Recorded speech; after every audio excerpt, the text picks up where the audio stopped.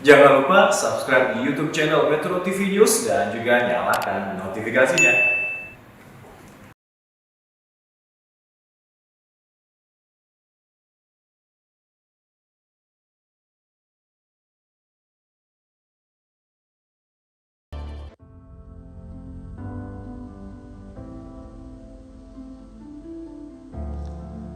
Ajari kami aksara bermakna dalam belajar merdeka di literasi oleh Muji Sutrisno SJ.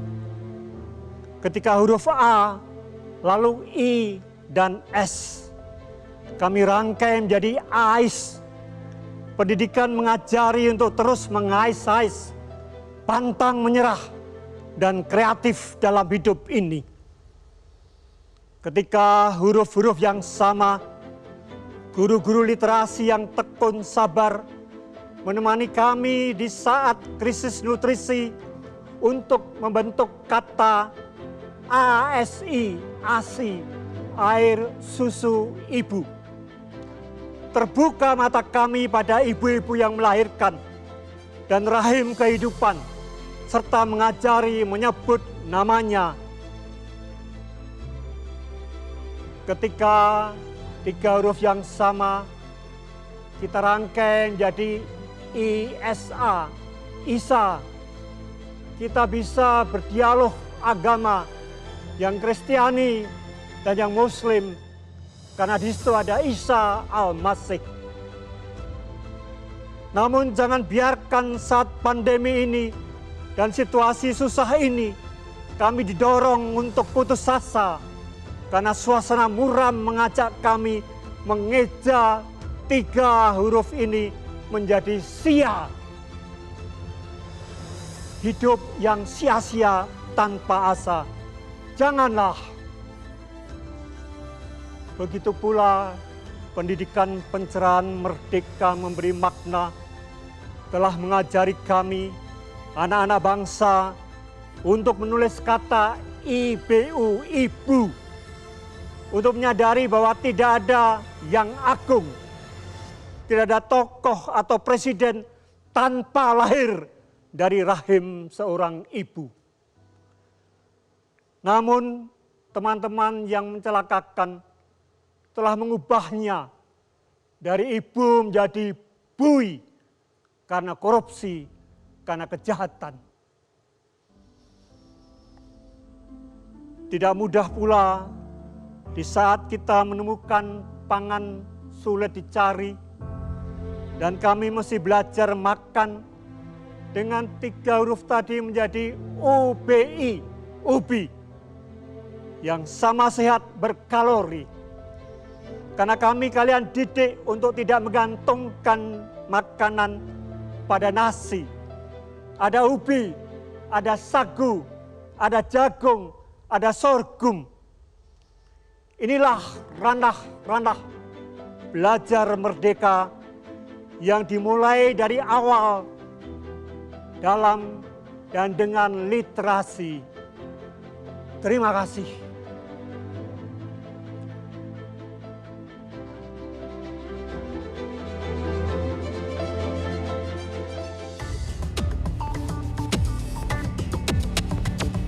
Saya minta dilakukan benchmarking pada negara-negara yang telah berhasil mengadaptasi sistem pendidikan untuk memenuhi kebutuhan perubahan di masa depan. Seperti di Australia untuk pendidikan anak usia dini, Finlandia untuk pendidikan dasar dan menengah, di Jerman untuk pendidikan vokasi, di Korea untuk perguruan tinggi. Mengapa konsep Merdeka Belajar ini begitu penting? Karena hanya dengan kemerdekaan kelembagaan unit pendidikan, hanya dengan kemerdekaan kreativitas dan inovasi daripada guru, hanya dengan hal itulah pembelajaran di dalam kelas bisa terjadi secara sungguh. Jadi ini mohon diyakini, itu yang kita butuhkan.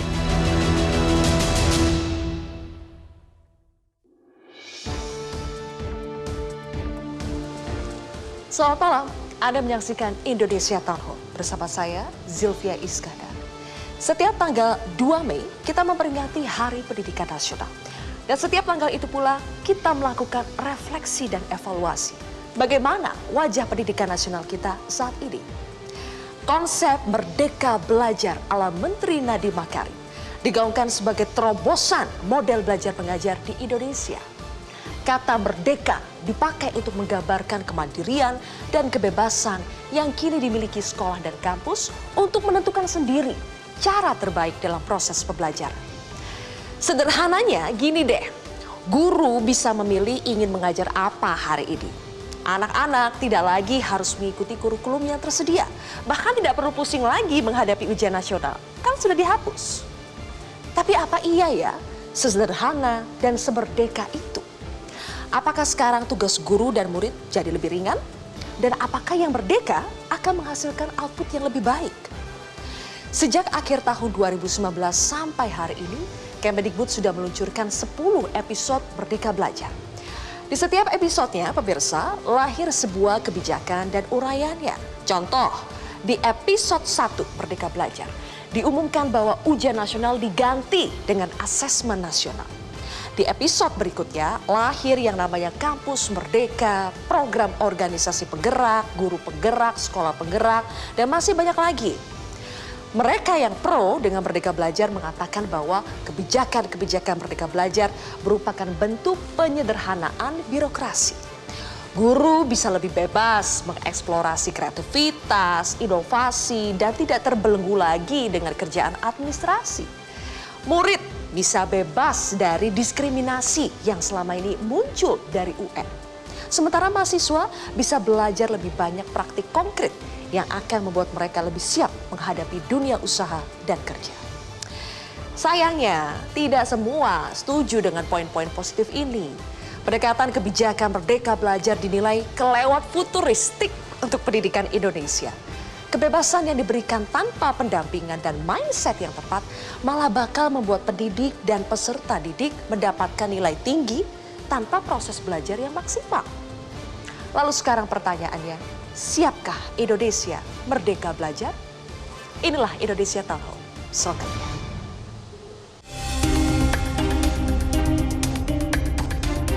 Tidak ada perubahan yang nyaman-nyaman saja. Semua perubahan itu pasti ada tantangannya. Semua perubahan pasti ada ketidaknyamanan. Tetapi seperti yang kita tahu, sudah waktunya Indonesia melompat ke depan, bukan hanya melangkah. Tetapi seperti yang kita tahu, sudah waktunya Indonesia melompat ke depan, bukan hanya melangkah. Sudah waktunya kita melompat ke depan. Saatnya kita memberikan kemerdekaan kepada guru-guru kita dan kepada kepala-kepala sekolah kita untuk bergerak.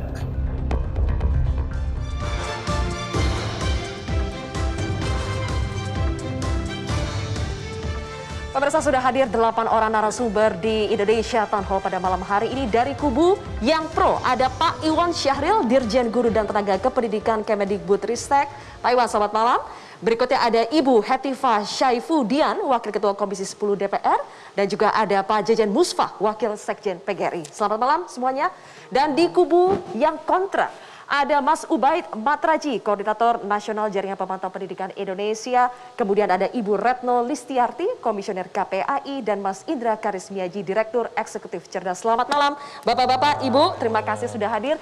Dan di tengah adalah panelis kita pada hari ini. Ada 2 orang, yaitu Prof. Arif Satria, Ketua Forum Rektor Indonesia. Dan juga Romo Muji Sutrisno, Budayawan. Selamat malam Prof. Arif, Romo Muji. Kita akan langsung mulai dari pertanyaan yang pertama. Saya ingin ke Pak Iwan. Pak Iwan, program Merdeka Belajar sudah 10 episode, Pak. Sudah hampir 11 bahkan dari tahun 2019. Apa hasilnya sejauh ini? Ya, terima kasih Mbak Zilvia. Pertama-tama tentunya saya ingin mengucapkan selamat Hari Pendidikan Nasional ya. Jadi kita di sini berkumpul dalam suasana Hardiknas dan ini adalah hari lahir Ki Hajar Dewantara. Nah, Merdeka Belajar itu sebenarnya sebuah filosofi yang berpijak dari pemikiran, ajaran dari Bapak Pendidikan kita ini, Ki Hajar Dewantara. Yang tujuannya adalah pendidikan itu harus memerdekakan, harus memanusiakan dan membentuk manusia-manusia yang mandiri, yang merdeka. Kita tahu slogannya yang sangat terkenal, Ing Ngarso Sung Tulodo, Ing Madio Mangun Karso, dan Tutuli Handayani. Jadi pendidik itu harus menjadi teladan pendidik itu harus membangkitkan semangat Mangunkarso dan Tutuli Handayani, memberi dorongan sehingga peserta didik ini menjadi mandiri atau merdeka. Jadi sebenarnya logo Kementerian Pendidikan dan Kebudayaan itu Tutuli Handayani itu adalah sebuah janji dari pemerintah bahwa proses pendidikan itu harus membentuk manusia-manusia yang merdeka. Dan itulah yang kemudian menjadi pijakan dan filosofi kita dalam melakukan transformasi pendidikan Indonesia pada saat ini. Dan hasilnya sejauh ini dari 10 episode Merdeka Belajar adalah? Sekarang kita sudah 10 episode Merdeka Belajar. Jadi sudah menyasar ini mulai dari berbagai aspek pemangku kepentingan, dari jenjang PAUD sampai pendidikan tinggi, lalu kemudian dari pendidik sampai pada siswa, orang tua, masyarakat, dan pemangku kepentingan lainnya. Dan tentunya banyak sekali yang sudah dilakukan, tapi banyak lagi yang masih perlu dilakukan. Kita sangat terbuka dengan berbagai macam masukan-masukan untuk penyempurnaan agar akselerasi transformasi pendidikan yang kita harapkan ini bisa menjadi kenyataan. Satu saja Pak Iwan yang dianggap paling sudah terasa hasilnya dari 10 episode Merdeka Belajar ini apa? Menurut saya, guru-guru Indonesia pada saat ini sedang bergerak, Mbak Zilvia ya. Jadi terjadi sebuah transformasi terutama dalam mindset, cara berpikir. Di program Guru Penggerak misalnya, kami melihat bahwa guru-guru yang menjalani program ini itu seperti kasmaran dengan Ki Hajar Dewantara. Jadi kasmaran, dan mungkin Bu Hetiva nanti bisa menambahkan, juga pernah ketemu. Karena cara kita tadinya untuk melatih guru meningkatkan kompetensi ini terlalu kering. Jadi terlalu kering, Jadi hanya teknis, tidak menyentuh aspek-aspek filosofis dan kultural kebangsaan. Nah, ini yang kemudian menjadi fondasi bagi, soalnya kalau mindsetnya sudah oke ya, ini apapun nanti teknik-teknik itu bisa dipelajari. Jadi sudah mulai terasa ada perubahan mindset di para guru kita, mereka sudah lebih semangat lagi, tidak hanya sekedar mengajarkan teori, tapi juga akan ada perubahan. Ada visi, ada purpose, ada tujuan. Mas Indra, saya ingin tanya ke Anda, apakah betul yang disampaikan Pak Iwan tadi sudah mulai terasa di antara para guru, atau Anda melihatnya bagaimana? Sudah adakah manfaat yang terasa dari program Merdeka Belajar ini? Nah, yang pertama, kita itu sebetulnya masih bingung Merdeka Belajar itu apa. Kok masih bingung, Mas? Karena begini, apakah Merdeka Belajar itu sebuah kebijakan, apakah itu sebuah program, inovasi, atau merek dagang?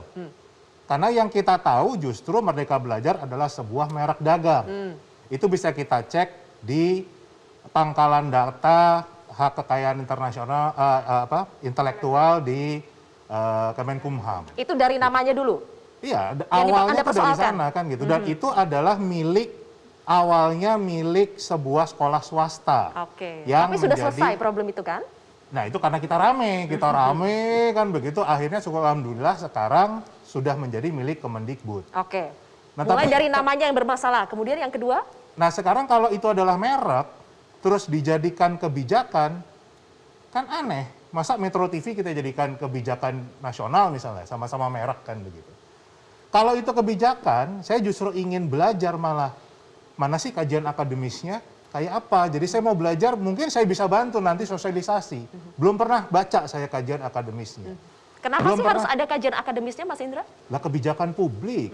Kan harus ada kajian akademis, kan nggak bisa turun dari langit. Harus melihat apakah secara ideologi cocok, secara politik cocok, sosial, ekonomi, budaya, pertahanan, keamanan, apakah cocok, harus ada. Kita harus tahu landasan filosofisnya apa, landasan akademisnya apa, yuridisnya apa, historisnya apa, sosialnya apa. Kita harus tahu semua. Dan apakah juga ada pelibatan publik. Saya tanya PGRI, nggak pernah diajak. Saya tanya IG, nggak pernah diajak. Saya tanya NU, nggak pernah diajak. Saya tanya Muhammadiyah, nggak pernah diajak. Jadi publik mana yang diikutsertakan dalam uji publik ini? Dari tidak adanya proses-proses itu, apa dampak yang Anda rasakan? Ya berarti kalau itu belum ada keterlibatan masyarakat, nggak bisa disebut dengan kebijakan. Jadi apa yang mau kita bantu, mau kita sukseskan, mau kita dukung, apanya kan begitu. Masih ada kebingungan di situ. Nah, makanya jangan sampai itu sebuah pepesan kosong. Jangan ini ternyata hanya sebuah merek, jadinya jargon, tapi dianggap sebuah inovasi kan. Saya ingin nanti tanya tanggapan dari PGRI, tadi sudah disebut Pak Jejen, bagaimana tadi, apakah memang betul PGRI tidak dilibatkan, kemudian ini sudah bermasalah sejak lahir, sejak namanya, kemudian bingung ini kebijakan atau sebetulnya program. Boleh disampaikan nanti, kita harus jeda terlebih dahulu pemirsa. Indonesia Town Hall akan kembali sesaat lagi.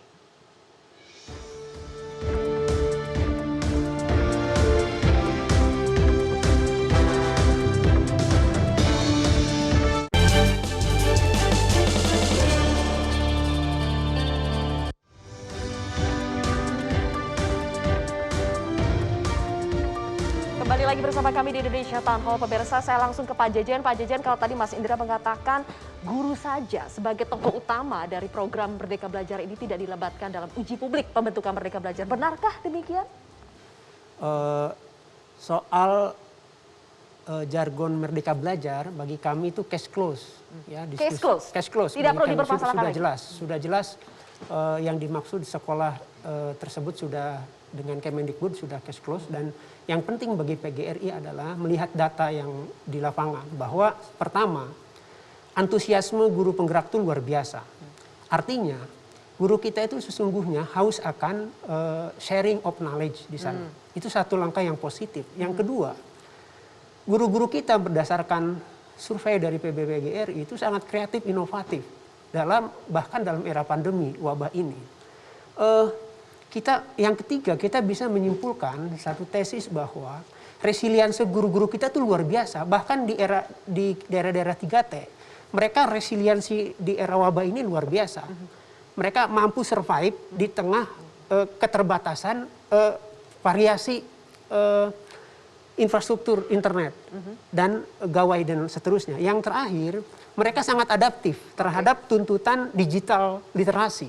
Bayangkan guru-guru dengan cepat mampu beradaptasi menyampaikan pembelajaran jarak jauh yang tidak ada di kurikulum saat mereka kuliah, bahkan saat mereka berada di sekolah. Pak Jejen, resiliensi dan adaptasi yang Anda sampaikan tadi, itu karena kondisinya yang mau tidak mau akhirnya membuat guru seperti itu, atau karena efek dari program Merdeka Belajar? Apakah itu hal yang sama atau dua hal yang berbeda? Variabelnya banyak. Ada dari intrinsik dari guru itu sendiri bahwa kita sesungguhnya punya guru-guru yang potensial. Yang kedua tentu program Merdeka Belajar khususnya guru penggerak salah satu variabel yang merupakan external motivation yang menunjukkan bahwa sesungguhnya guru-guru kita adalah sangat adaptif dan jadi selama ini maksud Anda potensinya sudah ada tapi wadahnya yang belum ada. Dan Merdeka Belajar ini dengan adanya guru penggerak itu yang menjadi wadah bagi guru-guru menyalurkan potensi mereka. Iya, saya kira selama ini kita menganggap bahwa guru-guru itu tidak adaptif, tidak resilient terhadap ini. Dan wabah mengajarkan kepada kita bahwa bahkan guru-guru yang fasilitasnya pas-pasan, bahkan yang tidak ada fasilitas, mereka tetap survive. Bahkan mereka mengetuk pintu dari rumah ke rumah hanya untuk meyakinkan bahwa jangan sampai lost learning. Lost learning terjadi, tapi kita melihat ada satu upaya yang luar biasa dari para guru untuk belajar harus tetap terjadi di era pandemi meskipun harus dengan berbagai strategi tadi. Bukti ketangguhan guru di era pandemi sudah mulai terasa, apalagi dengan adanya program guru penggerak ini bisa menjadi wadah yang luar biasa bagi para guru. Bu Retno, Anda setuju dengan hal itu? Apakah memang betul sudah ada manfaat paling tidak di gurunya itu sudah berasa dengan adanya Merdeka Belajar ini? Ya, sebenarnya kan maksud Merdeka Belajar itu salah satunya sekolah itu. Mikrofonnya, Bu Retno? Ya. Ya, Merdeka Belajar itu kan salah satunya ya, yang saya paling tangkap itu ya, bahwa sekolah itu mengajarkan anak berpikir. Bukan menghafal kata Pak Menteri, bukan kemudian hanya dijejali oleh pengetahuan-pengetahuan, tetapi bahwa anak itu diajarkan untuk berlatih berpikir, untuk berpikir itulah, makanya akan memunculkan ketajaman dalam berpikir. Nah, tetapi gurunya nggak bisa melakukan itu kan, dan itu terjadi ketika pandemi sekarang, di mana guru-guru mayoritas itu kan hanya memberikan tugas kan begitu. Lalu kemudian tugas itu guru-guru itu dari data kami misalnya KPHI rata-rata guru itu meminta muridnya mengupload di media sosial. Kemudian tugas biasanya melalui WA itu adalah yang paling banyak. Nah dari situ murid-murid justru merasa tidak pernah diterangkan, tidak ada feedback juga gitu ya. Karena ini saya tahu betul apa salahnya gimana itu anak-anak juga nggak tahu. Lalu kemudian kalau misalnya merdeka gitu, anak merdeka, tadi kan Mbak Zilvia juga sudah menjelaskan itu. Tapi faktanya lagi pandemi ini juga ya, anak-anak misalnya mengemukakan pendapat gitu ya lewat sebuah aksi, kan juga responsif sekolah langsung ngeluarin. Di DO itu juga banyak kasus. Kemudian kepolisian langsung menyatakan tidak akan dapat SKCK. Menurut saya itu bentuk-bentuk yang justru bukan kepentingan terbaik bagi anak dan tidak melatih berpikir, tidak memerdekakan justru. Yang diminta oleh Ki Hajar saya rasa bukan seperti itu gitu ya, bukan seperti anak tuh terkungkung jadinya. Dia mengungkapkan pendapat pun Padahal itu hak yang diatur oleh Undang-Undang Dasar 45, ada juga dalam Undang-Undang Perlindungan Anak, tapi kan berdampak sama dirinya. Nah ini kan jadi nggak merdeka anaknya. Jadi ya. baru sekedar jargon, tapi pada praktiknya tidak merdeka juga. Ada banyak sekali ruang gerak para murid ini yang dibatasi. Betul, sampai dalam proses belajar loh ya, tadi yang penugasan tadi, kan searah banyak petugas gitu ya, kemudian tidak diterangkan, tapi ada kasus nih, anak bilang bahwa fat dengan obesitas itu beda dalam bahasa Inggris. Baik. Nah itu ternyata juga dikeluarkan anak itu. Ini kan di mana bentuk merdekanya ya seorang mengungkapkan pendapat misalnya. Prof Arief, Anda lihat setelah menyimak pernyataan dari dua kubu ini, di mana bentuk merdekanya sebetulnya? Apakah sudah mulai terlihat dari program Merdeka Belajar ini, atau ini baru hanya sebatas launching episode, tapi praktik di lapangannya belum terasa? Ya, tentu saya sebagai panelis di sini yang harus di tengah melihat bahwa apa yang disampaikan oleh tim yang kontra tadi, Mbak Retno dan Mas Indra, satu mencermati aspek proses ya, proses policy itu diluncurkan, kemudian kedua Mbak Retno mencermati aspek yang ada di lapangan itu, kendala-kendala apa yang ada. Nah sehingga sebenarnya Mbak Retno juga diharapkan bisa memberikan kira-kira solusinya apa ketika menghadapi persoalan-persoalan seperti itu, karena Mbak Retno tadi melihat ada substansi yang menarik. Karena ada kemerdekaan berpikir. Namun saya juga punya pertanyaan kepada tim yang pro. Pertanyaan saya adalah, memang kata filosofi itu kan mendidik pikiran tanpa mendidik hati, itu bukan pendidikan. Nah sekarang yang diajarkan di Merdeka Belajar kebanyakan mendidik pikiran. Nah mendidik hatinya di mana? Mungkin bisa dijelaskan lebih jauh bahwa hati, etik, moral, aspek-aspek yang kaitan dengan integrity, value dan sebagainya itu dalam berbagai episode di bagian mana dan hasilnya seperti apa sekarang ini. Terima kasih. Oke, mungkin ini tepat dijawab oleh Pak Iwan ya. Mendidik hatinya di mana? Di episode yang mana khususnya? Sebenarnya tujuan dari Merdeka Belajar ini adalah kepada siswa. Jadi apapun yang kita lakukan itu harus menanyakan apakah ini berdampak kepada siswa dan seperti apa dampaknya. Pilihan itu adalah yang terpenting dalam mengambil sebuah keputusan. Nah, kita sudah memiliki profil pelajar, namanya profil pelajar Pancasila. Itu ada 6 hal di situ. Pertama adalah beriman, bertakwa, dan berakhlak mulia. Yang kedua adalah kemampuan dia untuk melakukan berpikir kritis. Yang ketiga kreatif, lalu kemudian mandiri, berkebinekaan global, dan bergotong royong. Ini adalah panduan dari bagaimana kita ingin menciptakan SDM unggul untuk Indonesia maju, yaitu pembelajar sepanjang hayat, yang memiliki kompetensi global, jadi dia bisa menjawab tantangan zamannya, tapi dia berperilaku sesuai dengan nilai-nilai Pancasila. Itulah cara membentuk esensi profil pelajar Pancasila bagaimana Pak Iwan? Salah satunya Merdeka Belajar 1. Tadi kita sudah lihat di episode pertama, misalnya itu udah langsung. Orientasi yang tadinya UN, ujian nasional, yang fokusnya kepada konten, itu kita rubah menjadi fokus kepada kompetensi yang terpenting, kompetensi dasar yang terpenting, yaitu kemampuan literasi, numerasi, dan karakter. Nah, di sini kita melakukan assessment yang tadinya fokus pada penguasaan konten, dan kita tahu konten ini selalu dengan zaman sekarang ini cepat menjadi usang, karena zaman terus berganti, dan kemampuan memaknai informasi dan memproduksi informasi dan karakter, soft skill itu menjadi penting. Nah, ini yang kemudian kita lihat menjadi esensi. Profil pelajar Pancasila ini harus kemudian kita tumbuh kembangkan dalam paradigma pembelajaran kita. Oke, Bu Hetifah, dari sekian banyak istilah, sekian banyak program yang ada dalam konsep atau kebijakan Merdeka Belajar, Anda melihat apakah sudah right on the track? Apakah semua itu sudah nafasnya sama? Dan kalau Anda bisa memberikan nilai dari konsep program Merdeka Belajar ini, mau kasih berapa nih Komisi 10? Jadi gini Mbak Sylvia, kami di DPR ini adalah mitra kritis dari pemerintah. Tentu saja dari awal raker gitu ya, kami meminta Mas Menteri untuk menjelaskan ini konsep apa sebenarnya, tujuannya apa, bagaimana caranya dan sebagainya. Gitu. Jadi kami itu selalu mengkritisi apabila suatu konsep ini dianggap tidak bisa diimplementasikan atau bertentangan dengan peraturan di atasnya seperti undang-undang, gitu ya. Nah, jadi kami melihat ya dari serangkaian proses sekarang sudah 10 episode ya. Jadi sebenarnya berat sekali karena kita tuh rapat sangat intensif. Sebelum launching kita rapat, setelah launching kita kawal. Kita lihat bagaimana pelaksanaannya di lapangan.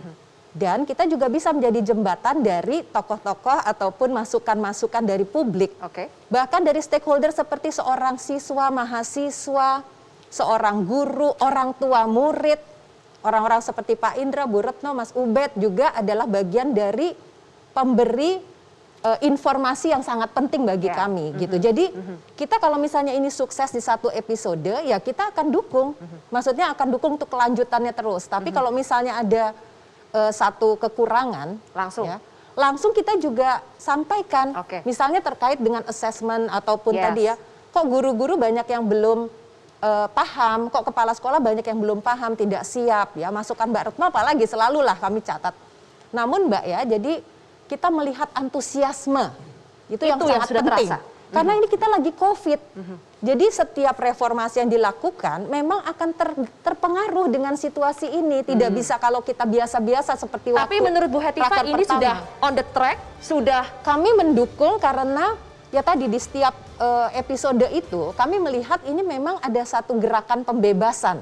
Ya, jadi muridnya juga menjadi lebih bebas, punya opsi-opsi dan alternatif. Mahasiswa, guru-guru juga diberi kesempatan lebih besar seperti RPP yang disederhanakan dan sebagainya, sehingga mereka juga sangat antusias. Sebelum jeda, jadi nilainya berapa Bu Hetifah? Saya sih melihat ya, kalau soal nilai ya relatif untuk tiap itu ya, tapi saya oke lah gitu, overall on the right track ya. Berapa ya, mungkin 8 lah ya. 8, berarti B plus lah ya sejauh ini ya. Oke, saya ingin tanya kalau Mas Ubaid nilainya berapa? Boleh dijawab nanti, Indonesia Town Hall akan kembali usai jeda.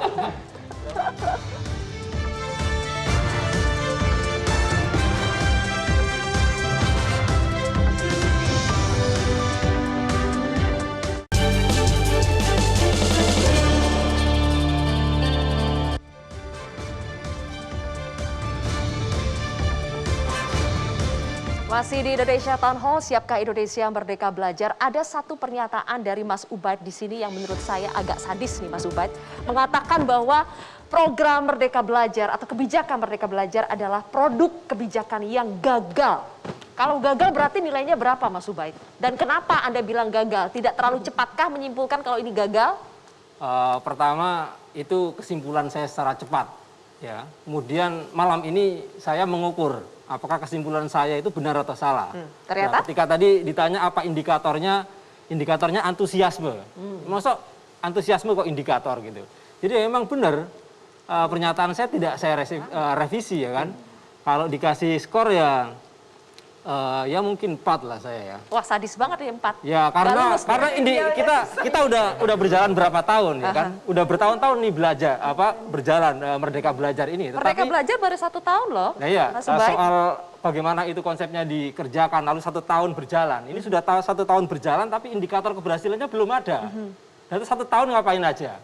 Ya kan ini buang-buang anggaran. Ini kan anggaran uang rakyat yang harus dikelola dengan baik. 1 tahun ini waktu yang lama. Karena itu ini negara harus bergerak cepat. Masa iya 1 tahun waktu yang lama? Ada pandemi lagi. Bukankah itu jadi tantangan yang lebih berat lagi? Situasi pandemi adalah situasi uji. Apakah Merdeka Belajar ini benar-benar kebijakan yang cespleng atau kebijakan yang bikin orang mabok. Dan kesimpulannya pandemi ini bikin siswa mabok kan. Jadi ketika misalnya Pak Menteri yang ahli teknologi misalnya, itu diuji di pandemi ini. Bagaimana kemampuan Pak Menteri untuk menciptakan teknologi sebagai media pembelajaran dan seterusnya. Kesimpulannya apa? Apakah teknologi yang dipakai di sekolah-sekolah itu memerdekakan anak? Enggak, bikin pusing. Anak-anak stres, orang tua terintimidasi, dapat bantuan kuota suruh beli HP, nggak punya uang, dan seterusnya. Lalu kemerdekaannya di mana? Kebijakan merdekanya di mana gitu? Jadi kalau tadi soal konsep Merdeka Belajar itu juga harus digali. Apa benar yang dimaksud Ki Hajar Dewantara itu seperti itu? Setahu yang saya tahu Ki Hajar Dewantara nggak pernah itu bilang Merdeka Belajar, nggak pernah. Mas Indra mau menambahkan? Ya, pertanyaan saya belum dijawab. Jadi sebenarnya Merdeka Belajar itu menurut versi pemerintah apa? Jadi dari situ kita akan bisa punya langkah yang sama kan dalam menilai ini kan. Saya masih bingung ini memang merek, kebijakan, inovasi, program atau apa kan gitu. Mungkin bisa dijawab oleh Pak Dirjen kan. Oke, Pak Iwan silakan. Ya, saya rasa mungkin Mas Indra agak kurang mendengar ya. Tadi saya sudah menyebutkan di awal sebenarnya apa itu Merdeka Belajar. Jadi mudah-mudahan sesudah ini sudah cespleng gitu ya.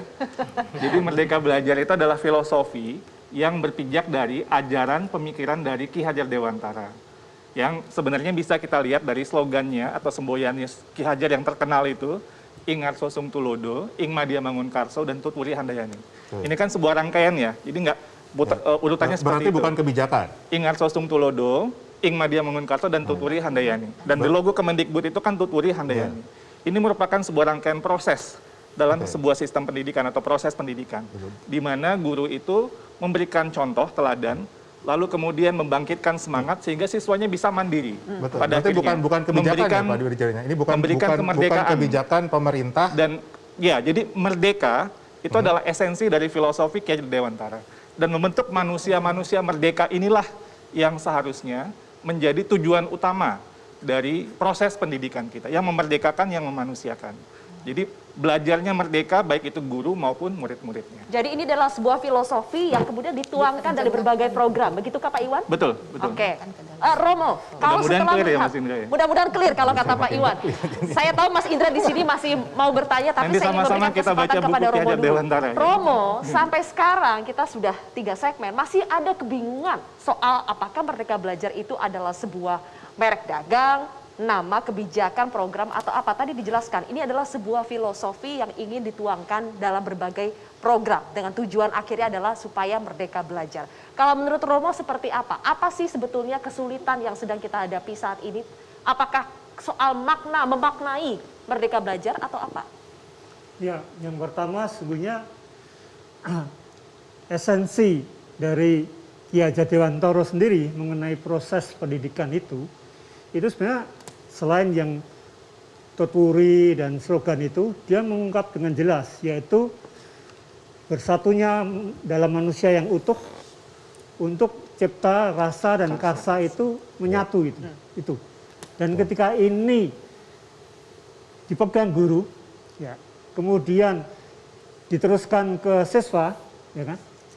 Lalu tadi yang saya mau bertajam, antusiasme itu gurunya, tapi yang kontra, ya kan, mengatakan siswanya mengerikan istilahnya dengan teknologi yang tersendat-sendat ini semua.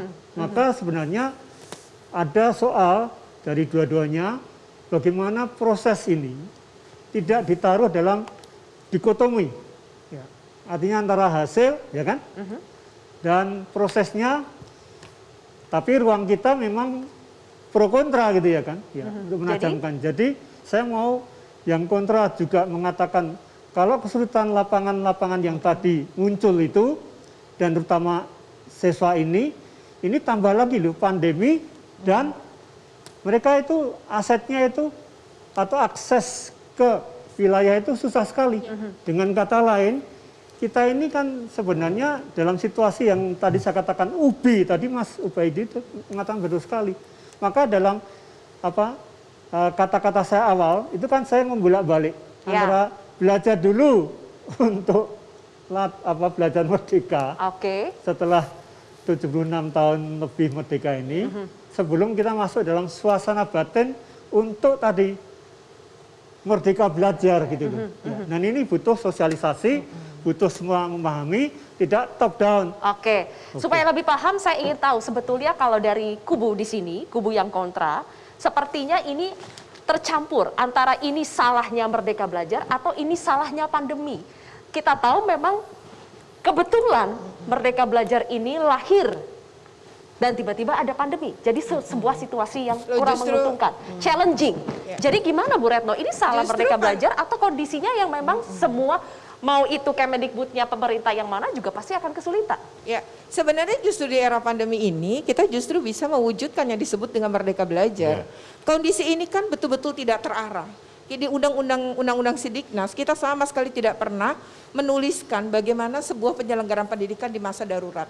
Dan ini adalah pandemi ini kita tidak tahu sampai kapan dan waktunya cukup panjang. Berbeda betul dengan misalnya situasi konflik ataupun situasi gempa bumi misalnya. Ini betul-betul panjang tanpa perkiraan. Dan karena tanpa persiapan semua pihak, gurunya nggak siap, muridnya nggak siap, orang tuanya nggak siap, sekolah juga nggak siap. Nah di sini seharusnya Merdeka Belajar itu bisa diterapkan. Artinya gini, saya mengagumi cara berpikir Ki Hajar, dan ketika Menteri Nadiem memberikan bahwa Merdeka Belajar ini akan dibangun, saya merasa ada harapan baru. Tapi makin ke sini saya tidak merasa ada harapan itu menjadi terwujud gitu. Ditambah lagi ketika pandemi panjang seperti sebuah keputusasaan muncul, di mana kegagalan pembelajaran jarak jauh atau belajar dari rumah itu kan lantaran bertumpu hanya pada internet.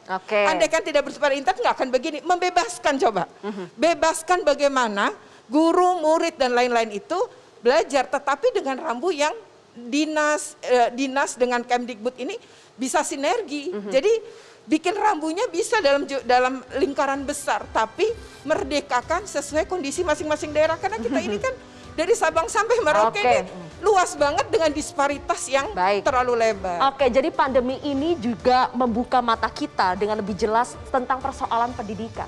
Tapi pandemi ini juga membuat sebetulnya ada banyak peluang yang bisa kita manfaatkan. Ada akselerasi yang seharusnya bisa kita manfaatkan. Saya ingin tahu nanti pendapat Pak Jejen dan Bu Hetifah, tapi kita harus jeda terlebih dahulu. Pemirsa, Indonesia Town Hall akan kembali sesaat lagi.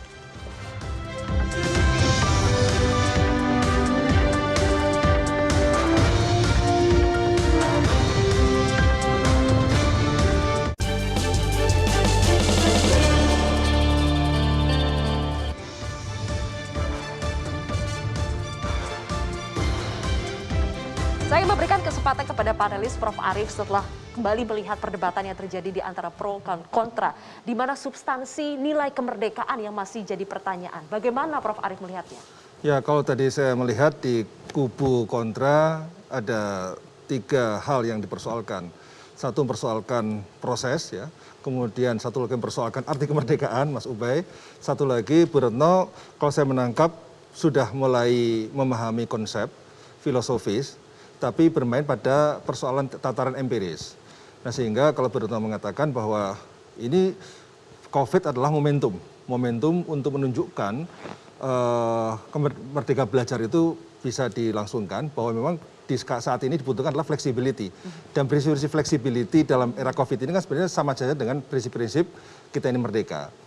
Dan kemerdekaan dalam belajar ini adalah sebuah instrumen untuk membuat tadi cipta semakin menggelora, karsa bisa semakin meningkat, ya. Rasa juga apabila memang ditemukan satu metode pembelajaran yang tepat, karena orang-orang itu ada di rumah, bagaimana rumah bisa menjadi sekolah. Rumah bisa menjadi sekolah, orang bisa menjadi guru. Saya kira itu kan pendapat Ki Hajar Dewantara kan. Setiap orang bisa menjadi guru, setiap rumah bisa menjadi sekolah, setiap kampung halaman bisa menjadi sekolah. Nah, sekarang bagaimana metode pembelajaran sehingga dituntut saya kira kita semua untuk bisa mampu memformulasikan sebuah gagasan metode pembelajaran menjadikan rumah sebagai sekolah, menjadikan kampung, lingkungan rumah, lingkungan halaman, lingkungan perkampungan, lingkungan tetangga sebagai sekolah juga. Nah, ini saya kira persoalan metodologi. Nah, jadi memang persoalan metodologi ini harus dijawab oleh teman-teman yang pro, bagaimana cara menyelesaikan metode yang tepat di tengah serba keterbatasan. Tadi Mas Ubay juga mengatakan bahwa ini ada masalah digital gap. Karena tidak semua daerah memiliki akses internet. Tidak semua orang memiliki akses untuk beli handphone. Meskipun pemerintah sudah menyediakan kuota yang luar biasa. Jadi ini memang apa yang diharapkan oleh pemerintah secara filosofis kuat, secara konseptual kuat, namun di tataran empiris ada gap-gap yang memang harus diatasi. Dan inilah menurut saya masukan dari kontra ini menjadi penting agar bisa dijawab, termasuk membuktikan kepada publik indikator-indikator apa yang memang mestinya bisa dipenuhi dalam indikator Merdeka Belajar ini. Kalau di perguruan tinggi sudah clear, indikatornya jelas. IQ-nya sudah disampaikan kepada seluruh rektor dan tahun 2021 ini harus melaporkan bagaimana ketercapaian pada tahun 2020. Nah, mungkin teman-teman yang ada di Pro bisa menjelaskan juga untuk di tataran pendidikan menengah seperti apa, pendidikan dasar seperti apa. Nah, sehingga publik melihat juga indikator-indikator apa yang sudah tercapai, indikator mana yang belum, masalahnya di mana. Nah, gitu. Itu challenge yang disampaikan oleh Prof. Arief. Pak Jejen dulu, dijawab dulu Pak Jejen. PGRI mengadakan lomba pengalaman inovasi pembelajaran jarak jauh. Dan 1.000 lebih guru 34 provinsi, sekian ratus kabupaten kota, termasuk 3T mengirimkan ceritanya kepada kami. Dan kami terbitkan menjadi buku, seperti juga yang dilakukan oleh Kemendikbud. Itu pertanda bahwa sebagian guru-guru kita mampu resilient dan adaptif tadi. Nah, itulah yang dilakukan oleh Kemendikbud, mengambil guru-guru best practice tadi untuk mereka menularkan cara-cara keberhasilan mereka dalam metode pembelajaran jarak jauh atau blended atau bauran itu tadi. Jadi guru-guru itu diharapkan yang berasal dari provinsi kabupaten beragam itu menularkan, sharing of knowledge mereka kepada guru-guru di sekolahnya sendiri atau satu ranting kecamatannya itu tadi. Jadi dia akan menularkan best practice mereka terhadap guru-guru yang lain. Nah, karena memang betul tidak semua guru siap dan tidak ada satupun negara yang siap dengan situasi pandemi ini, dan Indonesia termasuk negara yang berhasil, ya sebut saja indikator gurunya resilience adaptif terhadap PJJ itu, padahal mereka tadi belum pernah sama sekali dilatih how to teach jarak jauh tadi gitu kan. Dan kita tahu bahwa pertama programnya adalah kuota. Kuota. Kemudian yang terakhir ini terbaru ada digitalisasi sekolah untuk menjawab keraguan dari pihak sebelah tadi bahwa memang persoalannya adalah ini harus bertahap, tidak bisa simsalabim. Setelah kuota digitalisasi sekolah, bahkan pemerintah meminta swasta ya BUMN untuk menggratiskan pendirian pemerataan infrastruktur internet tadi. Saya kira itu salah satu pintu supaya memang ada keadilan di mana semua guru dan murid berkesempatan untuk belajar secara daring. Masalah-masalah muncul semakin terlihat jelas di pandemi, tapi tentu saja ada upaya yang sudah dilakukan oleh pemerintah tadi untuk ada kuota, ada bagaimana caranya untuk mengurangi digital gap tadi. Bu Hetifah, Anda melihat apakah upaya dari pemerintah sebetulnya sudah maksimal? Iya Mbak, jadi ketika pandemi pasti semua orang kaget ya. Kami pun juga sebenarnya berpikir keras gitu kan, apa yang harus kita lakukan pertama. Pastinya waktu itu adalah refocusing anggaran. Karena mungkin memang banyak program yang bagus-bagus tidak bisa kita laksanakan. Gitu. Waktu itu kalau nggak salah sampai 550 miliar atau bagaimana, berapa ya banyak ya waktu itu sekitar sebesar itu untuk kita realokasikan untuk menangani pandeminya dulu. Nah kemudian kita mulai berpikir misalnya soal relaksasi dana BOS. Ya, kami mendukung itu karena memang setiap daerah bahkan setiap satuan pendidikan mungkin memiliki kepentingan dan juga kebutuhan yang berbeda. Nah kemudian juga ada bantuan pulsa itu juga karena banyak masukan gitu. Memang tidak bisa pada saat itu kita langsung membagi-bagi HP. Itu kan juga sesuatu yang mungkin pada saat secara anggaran gitu ya kita harus betul-betul dan pengadaannya juga ya tidak mudah. Waktu itu impor pun tidak bisa terjadi pada saat COVID. Bu Hetifah, betul kita semua kaget dengan situasi pandemi, tapi tadi Mas Ubay menekankan 1 tahun loh kita sudah menghadapi ini, masa kita nggak belajar juga, masa kita tidak bisa mengejar juga ketertinggalan kita.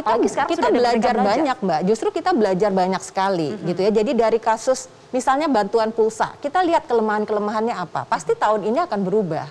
Kemudian juga mungkin sekarang ada 1 juta pengadaan untuk laptop atau bagaimana. Nah terus nanti juga mungkin subsidi upah bagi guru-guru honorer. Apakah akan dilanjutkan atau tidak? Setiap kebijakan itu harus kita evaluasi. Jadi tidak bisa kita biarkan begitu saja ya. Jadi mungkin nilainya tadi belum 10 kan, tapi kita ingin selalu memperbaiki. Nah itulah tugas kami di DPR. Tanggapannya Mas Ubay? Catatan saya. Kalau berangkat dari istilah merdeka, kalau merdeka itu adalah merujuk kepada Ki Hajar Dewantoro, maka kita harus balik kepada sejarah. Kenapa merdeka itu muncul dari Ki Hajar Dewantoro ketika itu? Ketika itu adalah kalau kita ngomongin merdeka, lalu kita ngomong merdeka soal metode pembelajaran segala macam, ini logika yang tersesat menurut saya. Di bagian mana tersesatnya? Ya kalau misalnya menggunakan teknologi untuk pembelajaran dengan fleksibel itu yang dianggap merdeka itu kita tersesat pada fleksibilitas bukan berarti merdeka. Bukan di situ kalau kita merujuk pada kata merdeka. Lalu yang dikehendaki oleh Ki Hajar Dewantoro tahun 1930 perdebatan antara Ki Hajar Dewantoro dengan Sultan Takdir Ali Shahbana dengan pendiri Budi Utomo siapa? Dr. Sutomo. Itu adalah soal pendidikan yang kayak apa? Sekolah kayak model Belanda atau model padepokan atau kayak model pesantren dalam Islam.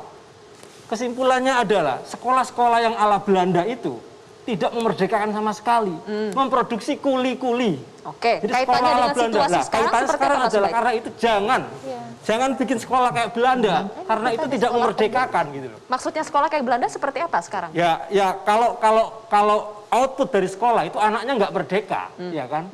Nggak punya nalar kritis, hatinya juga kering, rasanya itu tidak mungkin memerdekakan anak. Lah sekarang apa yang terjadi 1 tahun dengan Merdeka Belajar? Ya. Nalar kritis itu dimatikan, mahasiswa di kampus demonstrasi dikeluarkan, diskores, anak-anak siswa demonstrasi juga langsung diberi surat keterangan tidak baik sama kepolisian. Kemudian guru yang bersuara memosting di medsos soal gajinya, dia sebagai guru honorer, gajinya tidak layak, dipecat. Oke. Lalu nalar kritis kemerdekaan yang dirujuk oleh kementerian yang merujuk Ki Hajar Dewantara ini di mana? Di mana? Ini Boleh sesat dijawab pikir nanti ya. ini yang Boleh terjadi. dijawab nanti. Sayangnya kita harus jeda terlebih dahulu untuk mengikuti headline news pukul 21 waktu Indonesia Barat. Tapi kami akan hadir kembali setelah itu. Tetaplah bersama kami di Indonesia Talk.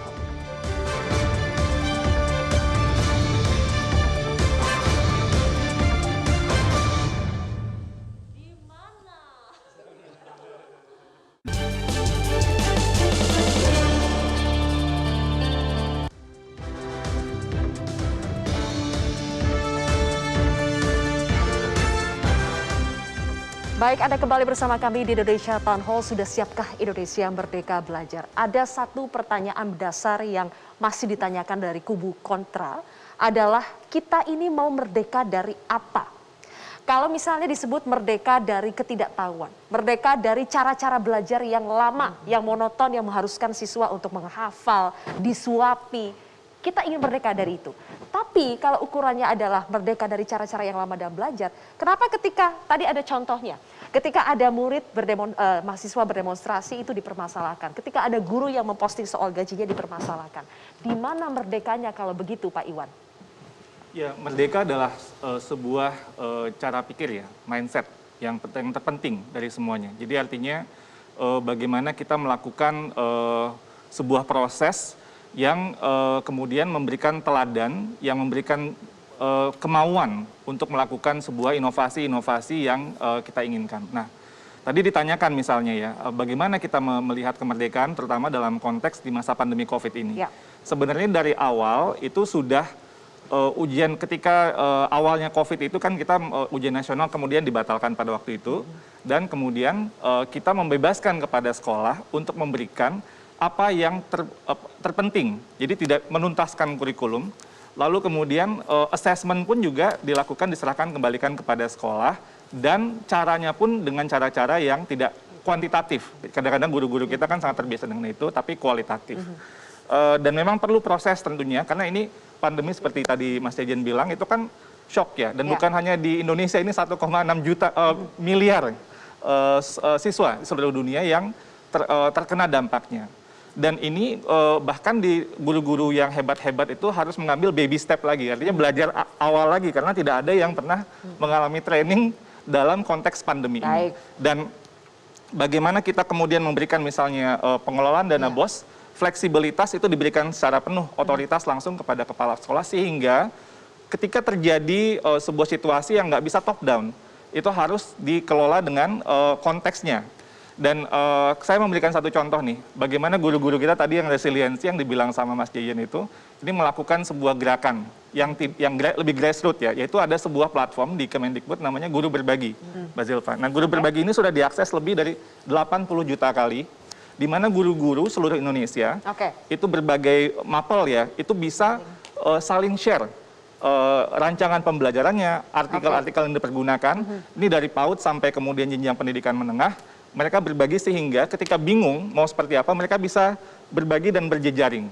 Saling berbagi ini adalah spirit dari gotong royong yang kita inginkan. Ini lebih grassroots, sehingga ini lebih memerdekakan, tidak top down lagi, memberikan instruksi bagaimana melakukan sebuah proses ya, yang panduan-panduan itu kan sangat kaku. Ya. Ketika tidak bunyi dalam konteksnya ya, ini harus dari sama guru bisa saling akses keahlian masing-masing. Saya ingin tanya ke Romo. Romo, apakah dari kubu yang pro sudah menjawab apa sebetulnya challenge yang tadi disampaikan oleh kubu yang kontra? Menjawab dalam arti begini, kalau Merdeka Belajar ini adalah virus, bukan COVID-19 ya kan. Maka virus yang dulunya ya kan itu top down, yang dulunya dari atas ke bawah, kebijakan semuanya, sekarang tadi Pak Ari sudah mengatakan sekarang harus di rumah. Sekarang Ki Hajar Dewantara sendiri mengatakan itu.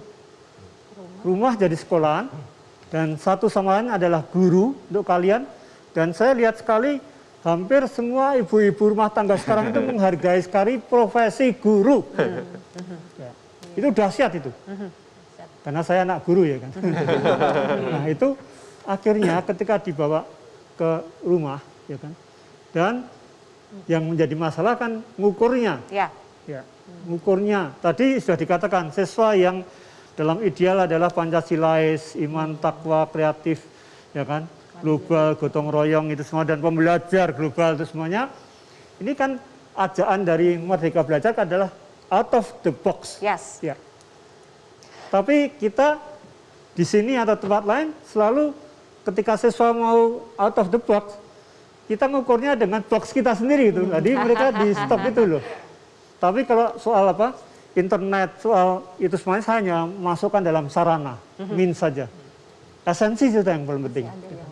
Oke, baik.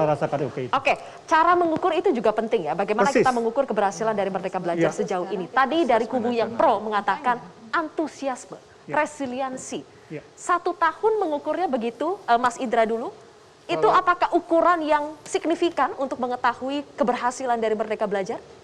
Justru itulah yang tadi kita melihat hasilnya itu, bahkan Bank Dunia juga sudah membuat prediksi. Kalau bahkan kemampuan literasi anak kita selama setahun ini lebih jatuh lagi. Sudah dianggap functionally illiterate, anak-anak kita kan dianggap buta huruf secara fungsi. Jadi bisa baca tapi nggak ngerti apa yang dibaca. Selama setahun ini berjalan, prediksinya lebih turun lagi. Jadi udah buta huruf secara fungsi, lebih jatuh lagi. Kan itu lebih bahaya. Itu kalau kita bicara indikator tingkat dunia udah bicara begitu. Itu kan prediksi, tapi Anda lihat apakah itu terjadi di Indonesia? Jelas orang banyak yang nggak belajar kan begitu. Jadi kita punya cita-cita, ini programnya Pak Jokowi sendiri kan pembangunan SDM unggul. Ya kan? Dan unggulnya itu kan pandemi tidak pandemi tetap harus unggul.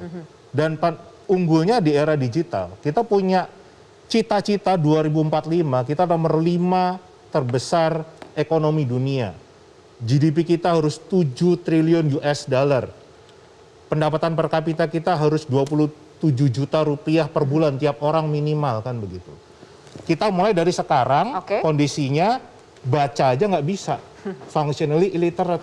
Bank Dunia mengatakan sekolah di Indonesia bukan tambah pintar tapi tambah bodoh. Literasinya. Ya kan? Literasinya, numerasinya kan gitu. Nah ini selama setahun sudah dibenahi belum? Kita sudah mengeluarkan anggaran yang luar biasa besarnya. Apa pembenahannya? Faktanya malah banyak anak yang justru malah semakin nggak belajar. Pak Jejen, benarkah demikian itu yang terjadi? Sudah anggaran dikucurkan sekian banyak, tapi justru anaknya semakin banyak tidak belajar? Ya, ada angka putus sekolah, bahkan sebelum pandemi tinggi.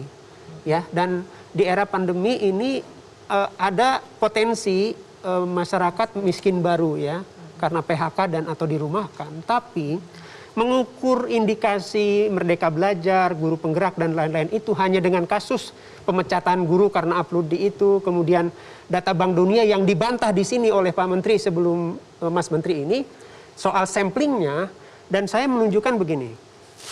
Justru karena kondisi komitmen pemerintah pada lost generation, tidak belajar dan lain sebagainya itu, maka banyak sekali program turunan selain kuota tadi adalah BOS. Saya dapat cerita dari seorang kepala sekolah swasta, baru dalam sejarah saat pemerintahan sekarang BOS boleh dibagikan kepada guru honorer, bahkan hampir 100%. Gitu ya. Yang kedua, ada subsidi upah yang sudah dijelaskan oleh Ibu tadi. Subsidi upah, dan itu baru terjadi sekarang bagi guru honorer yang gajinya di bawah UMR. Ya. Dan jangan lupa tahun ini 1 juta ASN P3K untuk guru honorer dibuka. Dan itu artinya perbaikan kondisi tadi yang dijelaskan oleh kubu sebelah itu bisa dilakukan melalui perbaikan gurunya. Dari gurunya dulu. Dari gurunya, apakah kompetensinya, apakah kesejahteraannya. Dan untuk memperbaiki kondisi tadi, hampir semua kajian sepakat bahwa kuncinya adalah di guru. Oke. Nah, guru-guru itulah yang akan dilahirkan oleh Merdeka Belajar ini, guru-guru yang dia tidak hanya pintar untuk dirinya sendiri, tapi dia guru-guru yang bisa berbagi sehingga apa yang dia miliki, mindset yang bertumbuh tadi dimiliki oleh guru-guru di sekitar dirinya. Kita sudah mendengarkan argumentasi dari masing-masing kubu, tapi pertanyaan yang harus dijawab di segmen terakhir nanti adalah, sekali lagi, sudah siapkah Indonesia Merdeka Belajar? Dan kalau ada masalah, apa solusi yang bisa ditawarkan? Kami akan hadir dengan jawabannya sesaat lagi.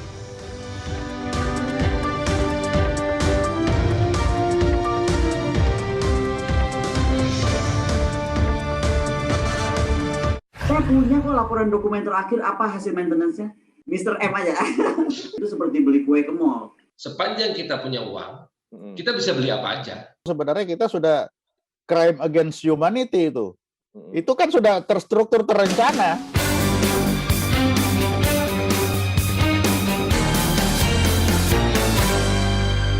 Medcom.id, a part of Media Group News.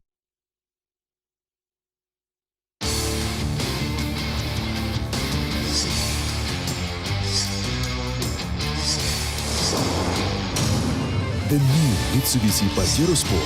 Live the adventure. Drive your ambition. Mitsubishi Motors. Alam adalah sumber kehidupan. Hangatnya mentari membawa harapan dan semangat untuk terus menjaga keseimbangan dan kelestarian alam. Pralon pertama dan terbaik.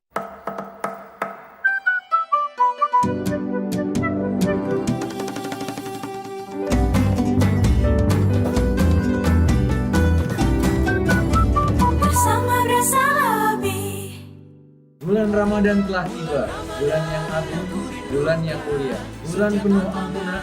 Jangan sia-siakan berkah yang tercurah di bulan penuh rahmat ini. Selamat menunaikan ibadah puasa. Menuju rehat malam bersama program-program berita Metro TV.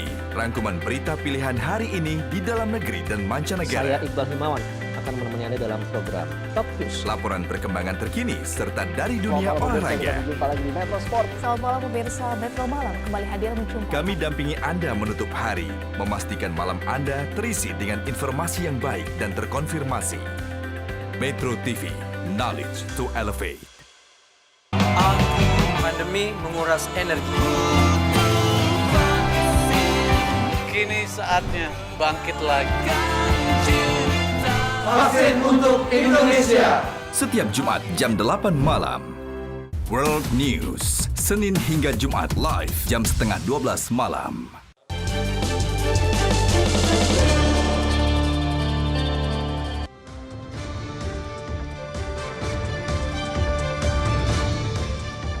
Baik, pemirsa, kita sudah sampai di segmen akhir dari Indonesia Town Hall. Sudah siapkah Indonesia Merdeka Belajar?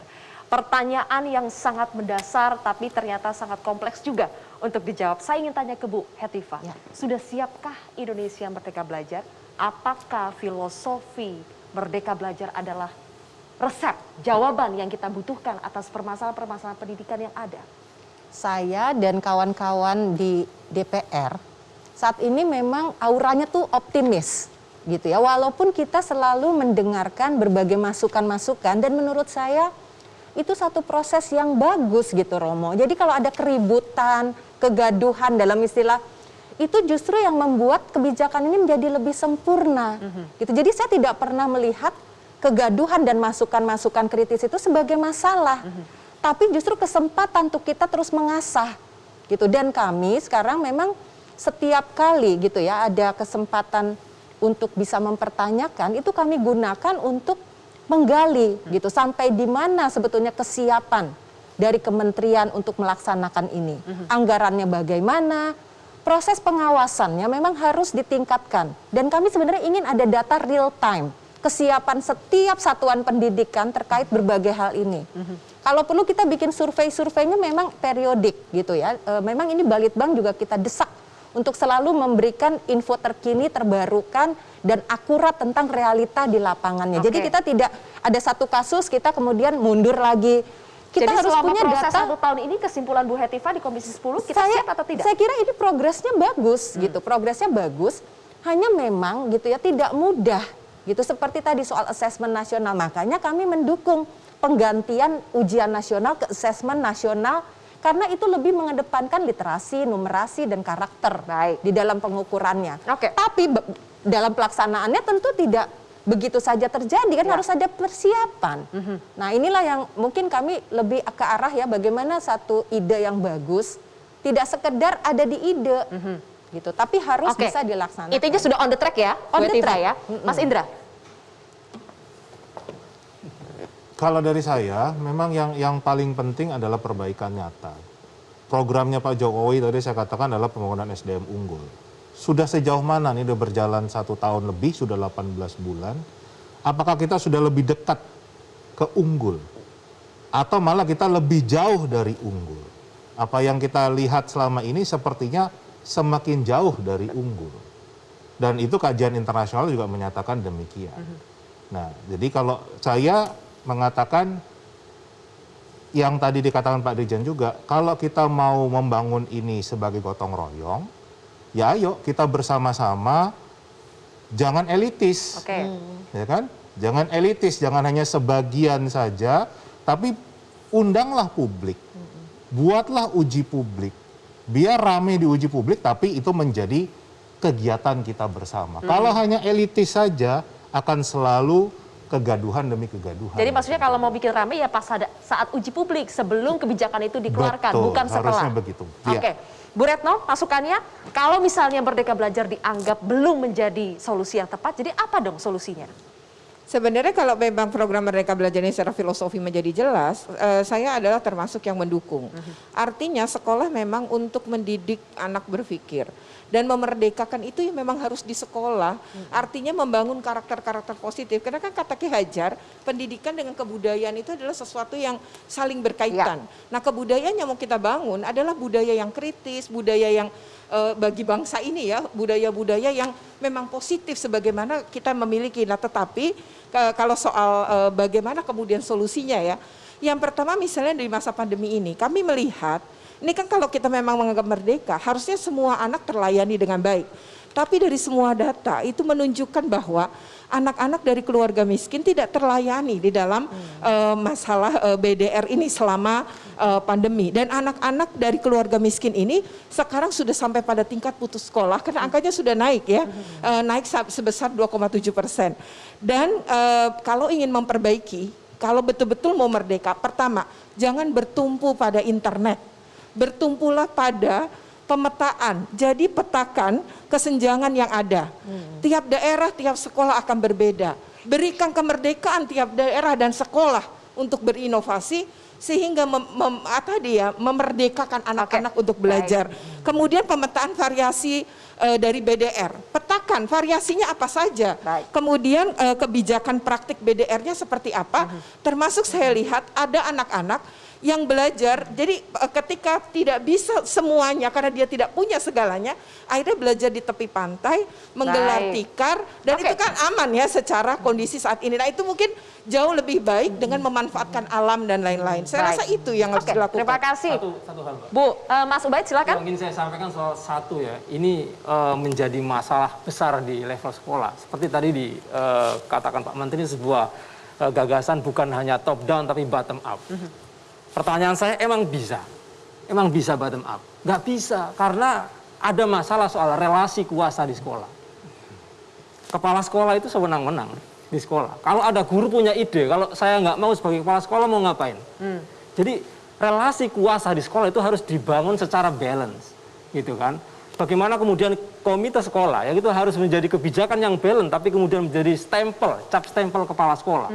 Ini kan menjadi relasi kuasa yang nggak imbang. Nah, ketika sekolah relasi kuasanya itu tidak imbang, maka kelompok-kelompok kritis, ya, guru-guru yang... Solusinya supaya seimbang apa, Mas Ubaid? Nah, ini harus bagaimana ditata, tata kelola sekolah ini. Antara ada dinas, kepala sekolah, guru, murid, orang tua, ini bagaimana supaya mereka relasinya seimbang, mereka egaliter. Gitu ya. Gurunya harus merdeka juga. Jangan hanya kepala sekolah doang yang merdeka gitu loh. Relasi kuasa tadi, oke. Berbagai kritik sudah disampaikan, silakan Pak Iwan, bagaimana? Iya, terima kasih Mbak Zofia. Sangat seru sekali dan ini terima kasih buat semua masukan dari Bapak Ibu semua. Pendidikan yang memerdekakan itu adalah tujuan kita. Jadi sebenarnya Merdeka Belajar ini adalah sebuah cara untuk melakukan sebuah transformasi. Jadi ini pendidikan transformatif. Ini sebuah gerakan kultural sebenarnya, itu untuk memerdekakan, membentuk manusia-manusia merdeka. Karena itu mengubah mindset, mengubah cara pandang itu bukan short term game, nggak bisa instan tiba simsalabim lalu semuanya ideal. Apalagi kita mengharapkan situasi yang sangat sempurna lah dalam konteks ini. Tentunya banyak kekurangan-kekurangan yang dan ini harus ini saya mengutip lagi dari Ki Hajar tadi, Bu Retno menyampaikan pendidikan dan kebudayaannya. Salah satu kutipan Ki Hajar yang saya suka itu adalah pendidikan adalah tempat persemaian benih-benih kebudayaan.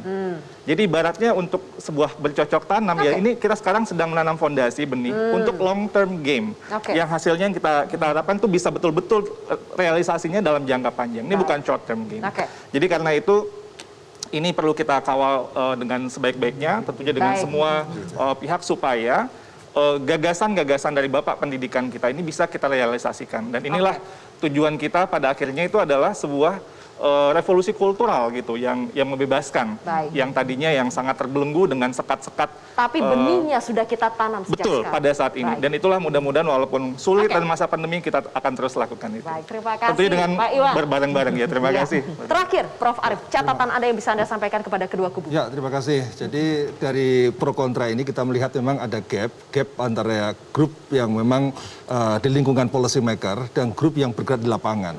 Sehingga memang ruang dialog ini perlu terus ditingkatkan agar suara-suara dari lapangan itu benar-benar terdengar oleh policy maker, sehingga policy maker terus mengimprove. Karena ini Merdeka Belajar itu sebagai sebuah terobosan yang sangat bagus, sebagai sebuah pendidikan transformatif yang untuk menghasilkan orang-orang bersifat multidimensional. Tidak hanya aspek hard skill, tapi juga soft skill dan karakter yang Pancasilais, ya karakter yang penuh dengan moral dan kemudian juga penuh dengan wawasan global, penuh kreativitas dan sebagainya. Karena pendidikan Merdeka Belajar juga merupakan bagian atau instrumen untuk mendorong kreativitas. Kita menghadapi era masa depan, era disrupsi, di mana kreativiti ini menjadi satu tulang punggung. Kita menghadapi globalisasi di mana identiti sebagai sebuah bangsa juga perlu terus diperkuat. Sehingga keseimbangan itulah harus terus diperdalam.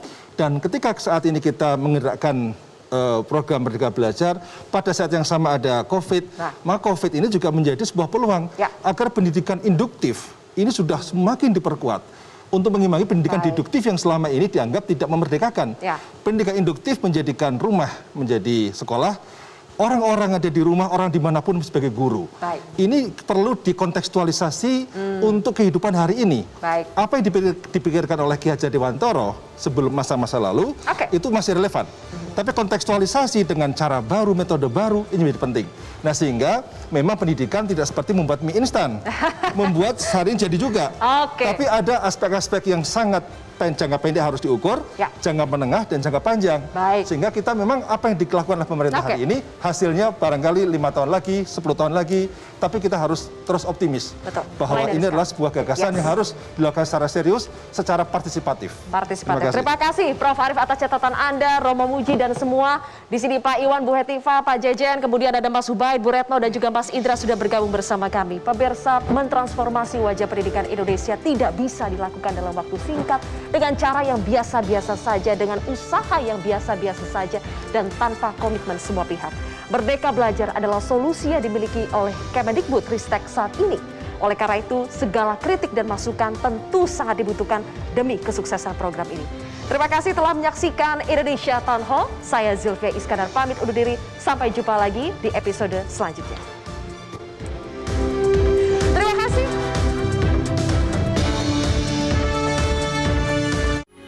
Metro TV